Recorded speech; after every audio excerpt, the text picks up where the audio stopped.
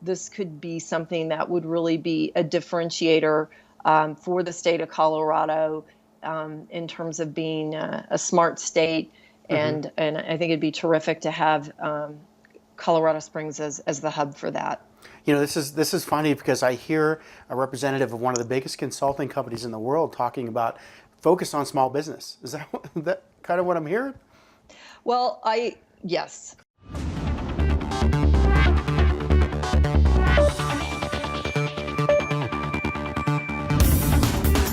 Welcome to the new Cyber Frontier, bringing you the latest news on the local Colorado economy and initiatives that focus on the development of cybersecurity economics. You don't have to be a computer or cybersecurity expert to get plugged in. Your host, Chris Gorog, brings it straightforward, asks the tough questions, and brings the cyber world to a level of understanding for everyone. Chris is personable and opens up with our guests on issues we all would like to see addressed. You can find us on the web at www.newcyberfrontier.com. Now join our host as he introduces the topic for today's new Cyber Frontier. So welcome to today's episode. We're talking again about cybersecurity. On with me, we have Holly Rollins, who is the principal for Booz Allen Hamilton in Denver. So Holly, welcome. How are you today? I'm doing well. Thank you for having me. Well, I'm glad to have you on. So we are going through kind of looking at this cybersecurity effort in Colorado, and many different people we're talking to about what their part is and what either their organization, their university, their company is doing. So Holly, you're with Booz Allen Hamilton. Can you give us a background on yourself? Tell us how you got to where you are and, what's your passions in life? Sure. Well, first of all, I've basically been with Booz Allen almost my entire career. I joined the firm in 1994, right shortly after I graduated with my MBA. So I actually, at that time, had no technical background.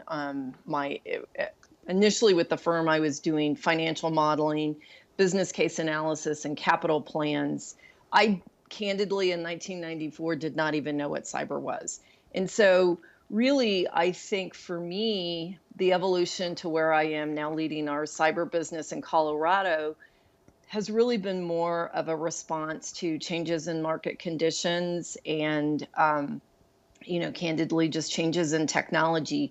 In 1994, Booz Allen had email, and Booz Allen, we could access the World Wide Web. I had no one to email.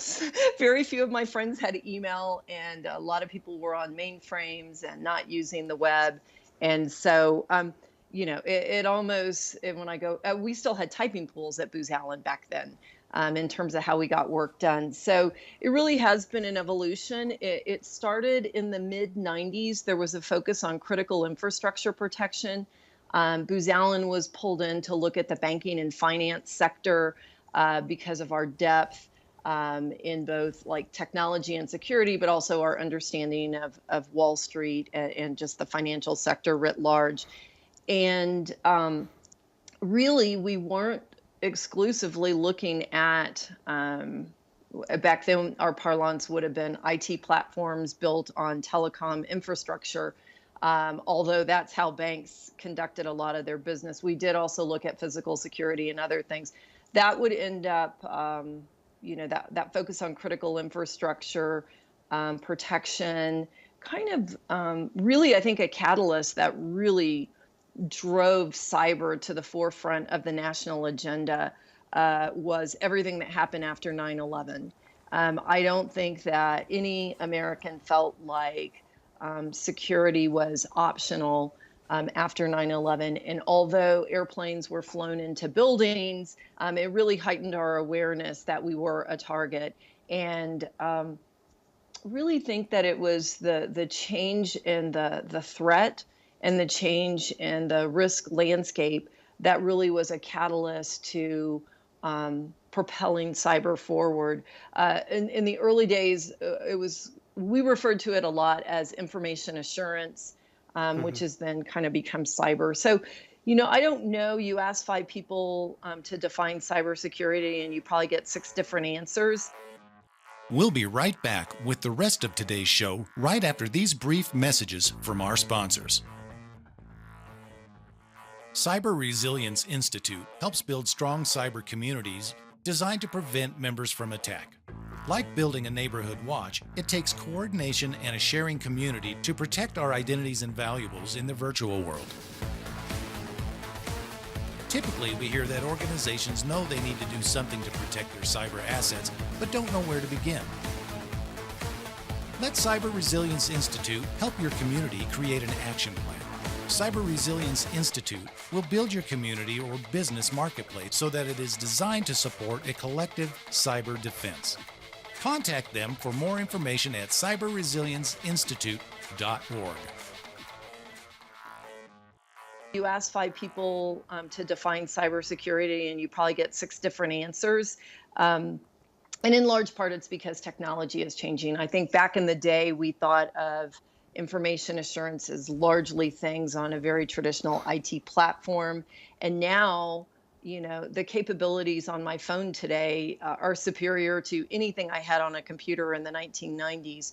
And so whether you're talking about SCADA systems or, any kind of infrastructure that the government would own, logistics systems, traditional IT systems, even wireless and mobile. I think anytime you're passing bits and bytes of data, there's a need to secure that. And so, really, that's, I think, kind of my story. And so along the way, I have an MBA in finance, which makes me largely not very relevant to any of that discussion. But I think a focus that I've personally had is continuing to invest in myself. I've done CISSP training. I've done risk management framework training. Over the years, I've continued to just do those continuing education type of courses just to be sure that I'm relevant to the current marketplace. And I'm sure 10 years from now, the dialogue will look a little bit different. I think this is a very fluid environment, and where it goes is largely in response to what the bad actors come up with in terms of new threats and new vulnerabilities. I don't think anyone does business, well, unless you're just in the cybersecurity business. Banks exist to conduct banking. Transportation companies exist to conduct, to provide logistics support. And I think almost every client that we deal with now views cybersecurity as a critical business enabler. Mm-hmm. So I'm not sure that there's any sector that is not affected in some way, shape, or form by the need to effectively manage and protect their data. Yeah. So you had said, and I'm just kind of going back to the background, you said you started and you said critical infrastructure, but then you kind of call that banking and financial. I'm curious as to what your definition of critical infrastructure is. Well, I think critical infrastructure goes, the work that Booz Allen did was for the Presidential Commission on Critical Infrastructure Protection. There were like 5 or 6 different sectors identified, and different companies were given different sectors. Mm-hmm. Booz was assigned the banking and finance sector, but at the time there was telecommunications, there was water, there was the electrical grid, transportation. So yeah, I believe that infrastructure and critical infrastructure probably could be defined as the nodes of it typically isn't owned by any one company. In some cases, it's owned by the federal or state government, not always. Some critical infrastructure is owned by industries, but I would think that it's the investments that enable business to be conducted smoothly. All you have to do is go to a third world country where there isn't infrastructure. If you're trying to drive across Kenya and they have horrible roads across the Great Rift, as an example, you can then have an appreciation, although our highway system is aging, it really enabled business to just catapult. And so that's really, I think, what I view as critical infrastructure, Okay. those assets that enable business to flow. Yeah, it's interesting because a lot of times I put critical infrastructure to where it has to have a physical to virtual kind of component, that connection, Right. things that are in our physical world.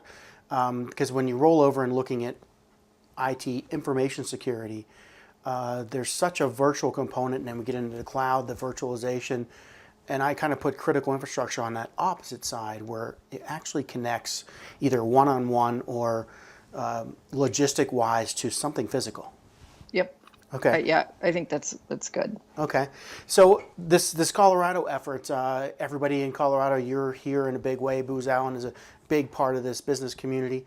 What types of things are you involved with at Booz Allen that for this effort or are plugging you in or looking to get involved with? Well, first of all, I would say regarding the National Cyber Information Center,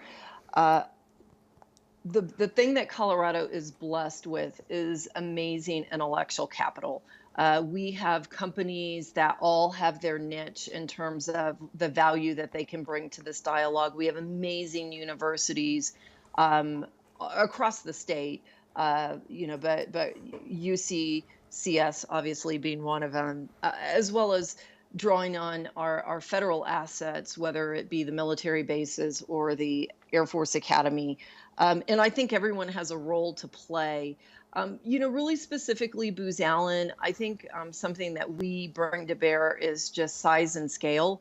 We're a 25,000 person company. We are not based in Colorado, but we do have over 500, almost 600 colleagues in primarily the Front Range.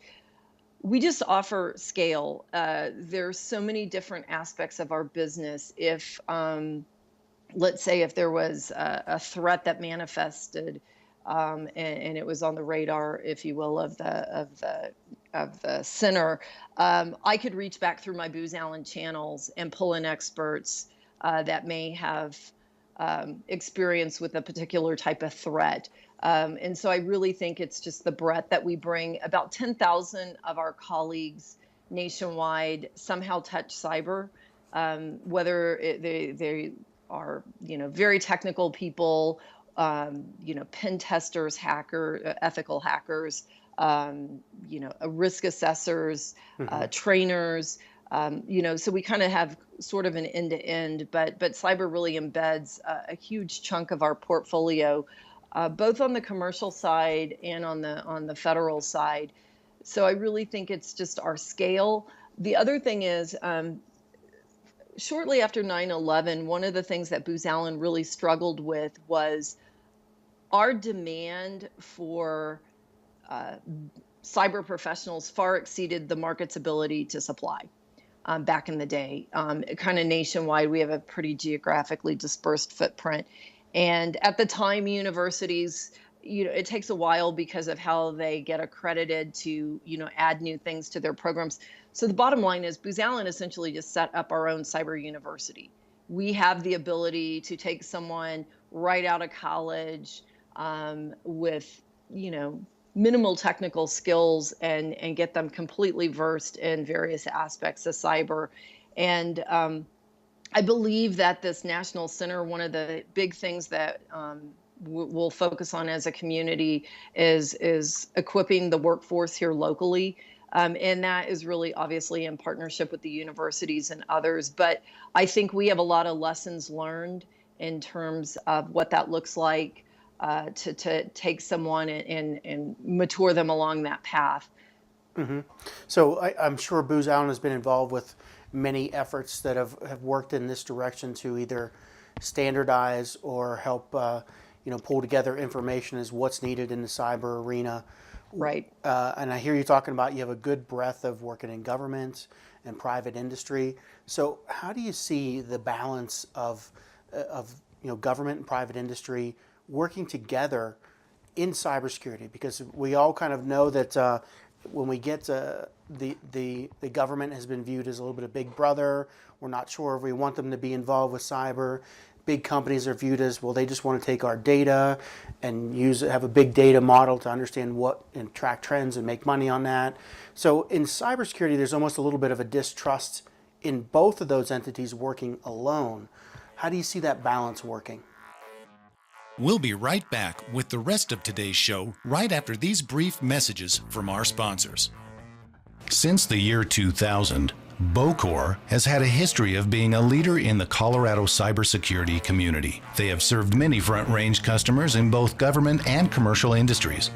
Right now, Bocor is looking for qualified cybersecurity professionals and offering competitive salaries, comprehensive benefit packages, tuition support, and exciting career opportunities working with cutting-edge technology. If this sounds like you, and you have a desire to guide our customers through the treacherous cybersecurity landscape, consider joining the Bocor team. Visit us today at www.bocor.com. That's bocor.com. BOECORE.com. Cyber Resilience Institute helps build strong cyber communities designed to prevent members from attack. Like building a neighborhood watch, it takes coordination and a sharing community to protect our identities and valuables in the virtual world. Typically, we hear that organizations know they need to do something to protect their cyber assets, but don't know where to begin.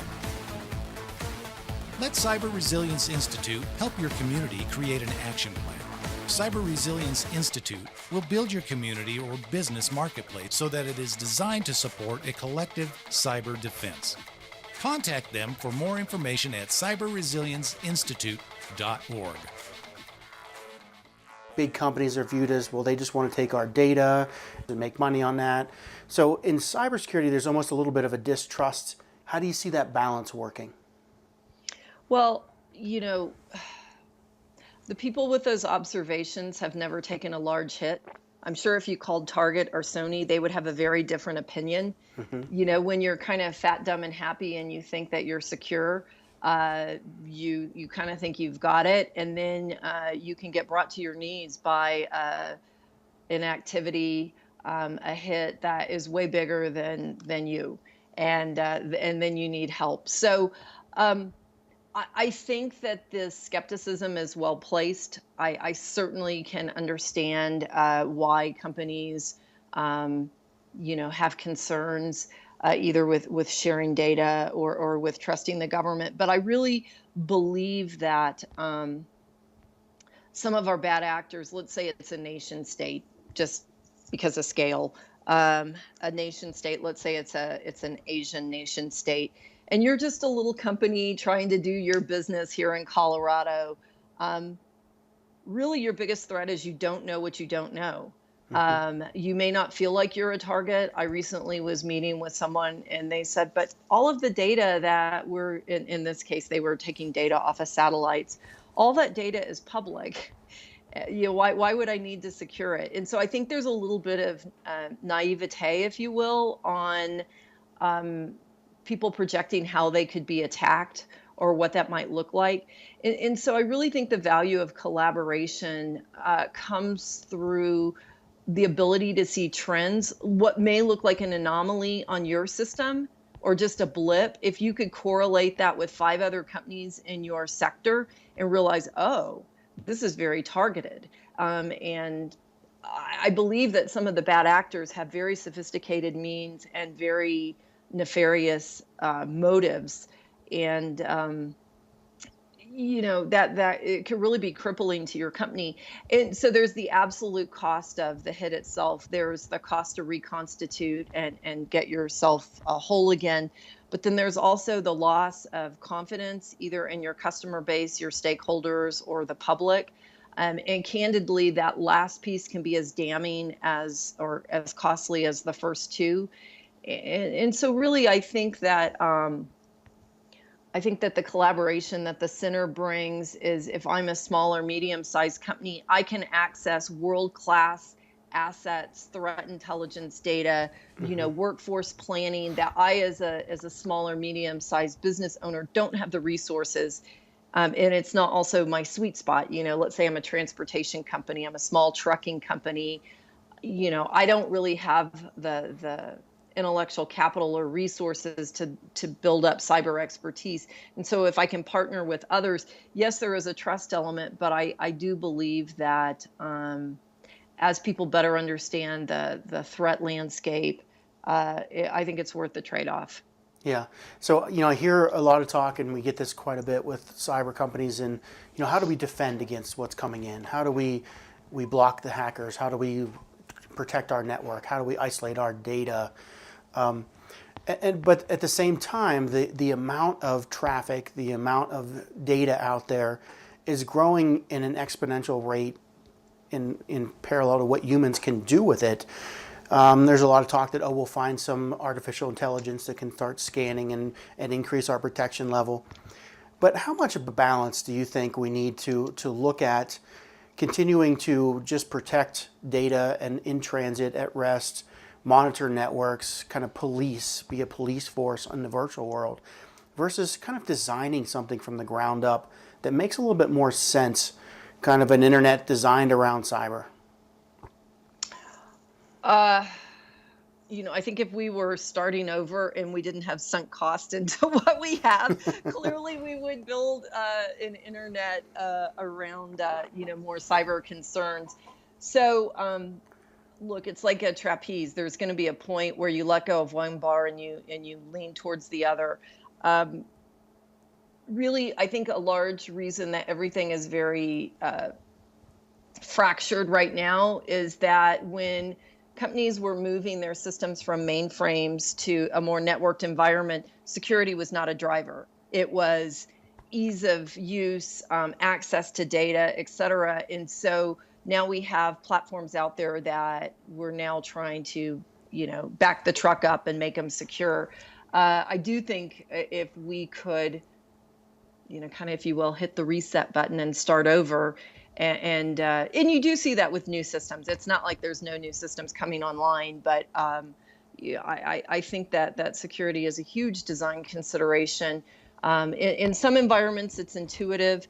Banking, obviously, for e-commerce. I think companies that do e-commerce think about security a lot, but I think they hit the reset button quite a few years ago when they said, "We're the money. We can't not have cyber designed in." So, and that's what you're talking about, even in mid 90s, 94, right, when they hit that reset button.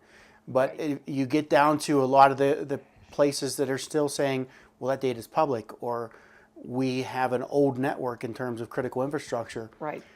Do we need to have a big public effort to hit the reset button in a lot of areas and just say, how can we start from the ground up, like they did in the finance in 94? It all comes down to money. I hear you on that one. So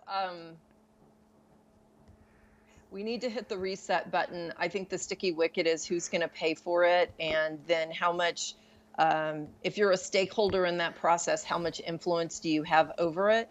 I really think that companies want to feel like they can sit at the table and shape requirements, and when they feel like things are being dictated to them, they take a step back because they don't feel like the people that are making the decisions necessarily are representing their best interests. So, look, I think one of the things that you've got to just continually chip away at is trust, and trust is fostered through ongoing dialogue and understanding. And so I think that that's a critical piece.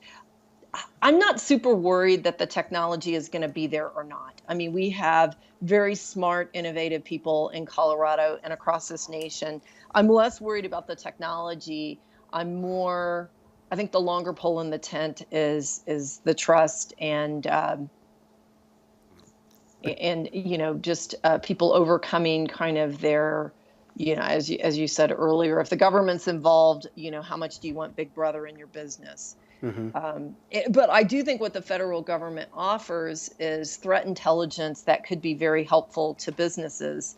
And obviously that has to be scaled down so that it can be given to them in a way that's meaningful and understandable, something that they can actually use. But I do think it's essential. Yeah.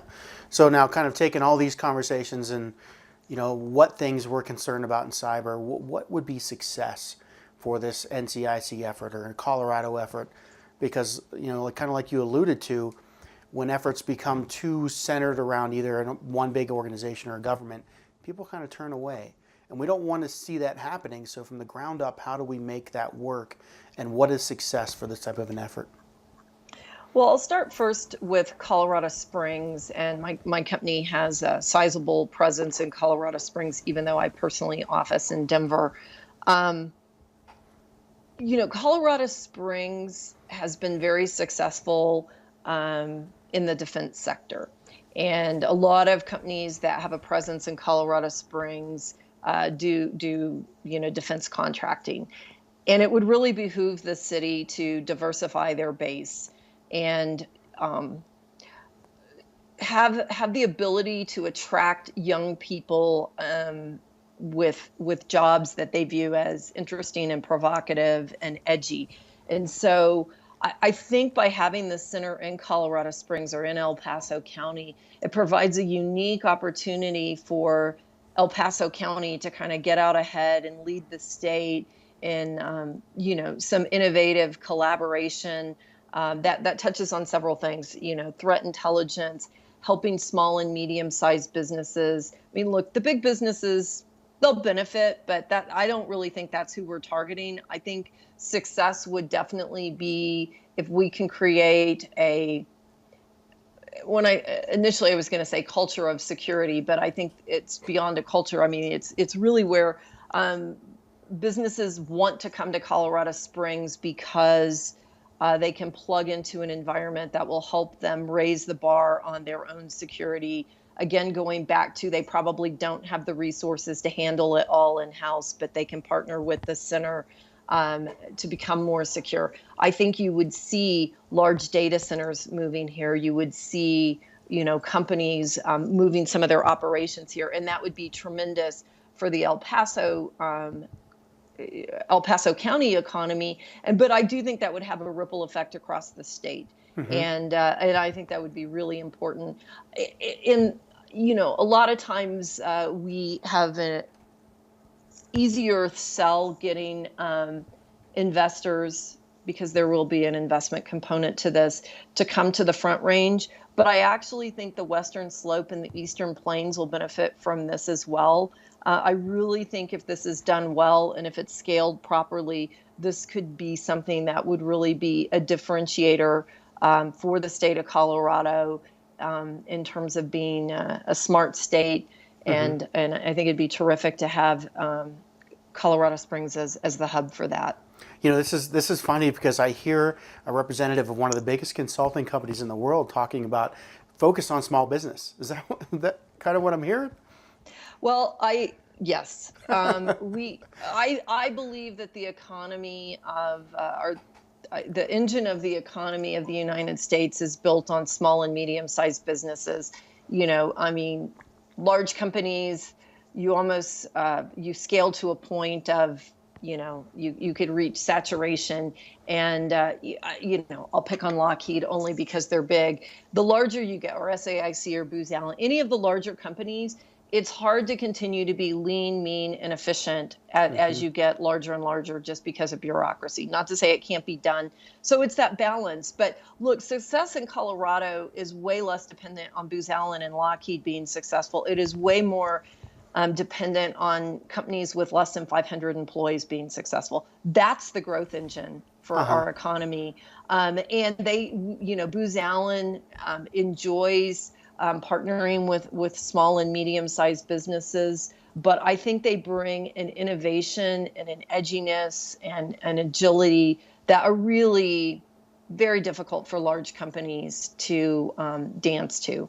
And so I don't think it's either or, but I really think that the biggest byproduct will be a strengthening of a small and medium-sized business sector in the state. Yeah, and you said that it makes it to have 500 and smaller companies happy.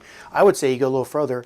It's the individual person in their health being happy that makes the thing and the economy work. And you said something earlier about jobs that are edgy and interesting for younger people. I have seen in the cyber world in general that the younger generation is not engaging. And that's something I feel we need to address here. Do you have any thoughts on that? Well, I think when the trend was towards apps and, development still on kind of web development and app development can be hot. There's other sectors as well. But I would submit to you that um, there's no part of the U.S. economy that is really not touched in some way by cyber. If they're passing data or warehousing data, they have a need for cyber. So I think in large part, I'm in dialogue with several of the major universities here in Colorado. And believe it or not, I feel like the computer science departments sort of have it down. They've got what they're going to do. I actually spend more time talking to the engineering departments, let's say aerospace engineering, and I really make the case that aerospace is all about cyber as an example of one sector. There's certainly design considerations, propulsion, whatever, that have nothing directly to do with cyber, but the whole system working is very dependent on data, and there's a need for cyber. And so I'm trying to get them to embed cyber into their design considerations so they're not playing catch up on the back end and really helping. I believe, and I applaud the Air Force Academy for doing this. The Air Force Academy is standing up their cyber innovation center, and their vision is that every cadet going through the Air Force Academy is versed in Cyber 101. Doesn't mean that all 4,000 cadets are going to be cyber experts, no, but that as they become officers, that they understand the value and the need for cyber. And I really think that with our young people, that's an opportunity, I think, for the universities to not view cyber as a standalone. It is a business enabler. If you're an entrepreneur, you should know a little bit about cyber. You should be versed in it. And then certainly, as I think people better understand exactly the breadth of cyber, I think we will be able to attract young people. And I think we go even a step further, and I heard you say this as well. You talked about the integration, the aerospaces. I think it's rolled into the business. It is cyber, in my experience working with hundreds of different companies, cyber is the thread that holds the business to the technology. It is, and it needs to be wrapped into the business department. And, if the Air Force Academy is, having every cadet go through it, that's probably the best start. Is really, it has to be even the people in the business department, because when I go down and talk to UCCS here in town, their business department is way bigger than their technological departments. Right. And there is, there's an entire separation there of technical and business, to the point where it's almost as far apart as liberal arts and computer science, Right. computer science type of things. So bridging that divide is really what I see as where it needs to go and be plugged in. Do you agree with that? Absolutely. Yeah. Absolutely. I think it's right. I think that all the disciplines need to take a more integrated view. Like for example, Metro State up in Denver. I know that they're trying to stand up a couple new programs up there, and I've been meeting with their dean, just saying, cyber. So one of the things he asked was, in addition to just kind of the hardcore engineering, what are some other things that you believe the workforce needs to be versed in? When we produce graduates, what are you looking for? And candidly, and I was with very senior folks from major companies from across the state of Colorado, and all of us talked about some of the complementary tangential skills, whether it's writing or communication, because you have wickedly smart people that can't communicate. But cyber was a big part of that dialogue. And yeah, I think you're absolutely right. The universities have to provide really much more of that integrated view. I don't think it's a lack of cyber not having a wow factor. I think it's just a young person will decide, oh, I want to be an industrial engineer, or I want to be, whatever, pick their major. And they just, most 18-year-olds don't know what they don't know. Yeah. And so I don't think that they're putting those linkages together, perhaps. And so I think that would be an opportunity. Definitely. So just kind of in closing here, do you have anything that your organization is doing that you would like to put out to our listeners to ask for help with, or to become aware of, or just give more details about? I think at least in Colorado Springs, Booz Allen is very well known for what we're doing, for example, at Air Force Space Command or NORAD Northcom. And there's quite a bit that we do for both of those organizations related to cyber. I think one thing people don't fully have an appreciation for is the commercial work that we're doing in Denver, for example. And a lot of it is cyber related. So, Booz Allen does work for healthcare companies. We do work for obviously the banking and finance sector. We already spoke about that. We're very into securing the Internet of Things. And the Internet of Things, you're like, well, I don't intend to buy a smart refrigerator. Yeah, but your car is a pretty smart device. Your car is basically a computer. Talk to anyone that's had electrical issues with their car, with the electronics, and the car doesn't work. And so I believe that some of the things that we're doing in those sectors, really bringing disciplined, rigorous cyber thinking, and, like, for example, securing the Internet of Things, and that's defined differently by different clients, is huge. And I think it's very forward leaning and the way of the future. And so I'm really proud of the inroads we're making in the commercial sector up in Denver. Like I said, I don't think that people that know Booz Allen in Colorado tend to think of us more at Air Force Space Command. And I think, as I tell people, we're not your grandfather's Booz Allen. We are changing as a company with a focus on engineering and software development and obviously cyber. Probably the biggest thing we're trying to do is to be more like small businesses, which may make you shake your head. But for the last 3 years, Booz Allen has stood up what we call our Strategic Innovation Group.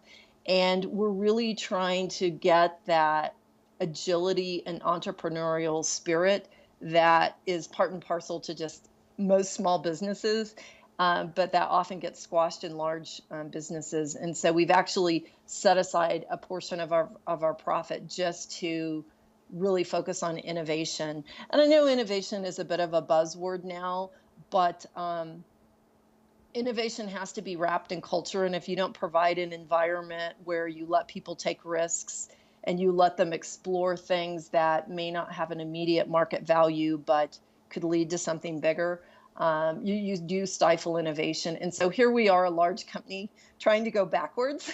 And so that might be something your listeners don't know about Booz Allen, is that we really are trying to learn from more innovative companies, which in many cases are smaller companies. And so I would welcome dialogue with smaller companies that feel that they're innovative and forward-leaning. I think we would have a lot to learn from each other. Yeah, and I do say that I know you practice what you preach, because I have been in talks with you as well, and that's how we kind of got introduced. So definitely working towards that direction. But thanks a lot for joining today, Holly. We appreciate it. Yeah, we appreciate everything you bring to our listeners. And have a great day. You too. Bye. We